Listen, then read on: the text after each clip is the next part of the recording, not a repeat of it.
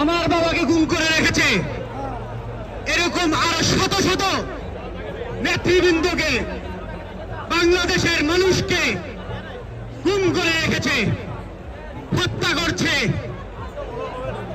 করেছে লাখো লাখো মানুষকে। আমি সাফ বলতে চাই, আজকে আমাদের স্বাধীনতা দিবসের এই দিনে এই মানুষগুলার বিচার, মানুষগুলার গুণের সবকিছুর বিচার চাই। এই সঙ্গে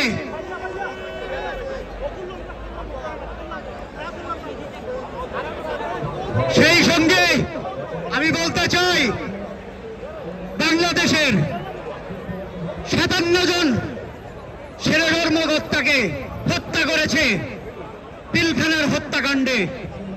এই সরকারের বিচার করতে হবে, হাসিনা সরকারের বিচার করতে হবে, স্বৈরাচার সরকারের বিচার করতে হবে।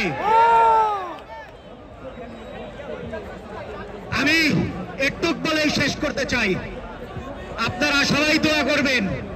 আমরা যারা প্রবাসী ভাই আছি, প্রবাসী বোন আছি, আপনারা কখনোই ভুলে যাবেন না এদের কথা।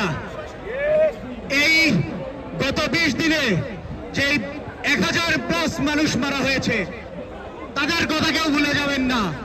প্রত্যেকজনের পাই হিসাব করা হবে।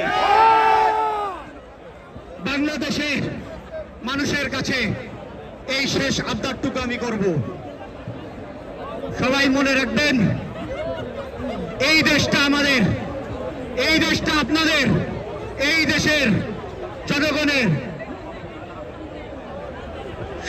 যতজনের রক্ত গিয়েছে, কারো রক্ত বৃথা যেতে দিবেন না। বাংলাদেশ জিন্দাবাদ। আসসালামু আলাইকুম।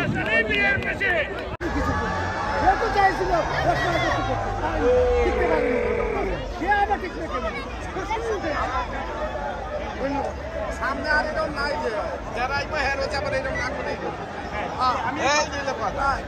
যারা সামনে আসবে,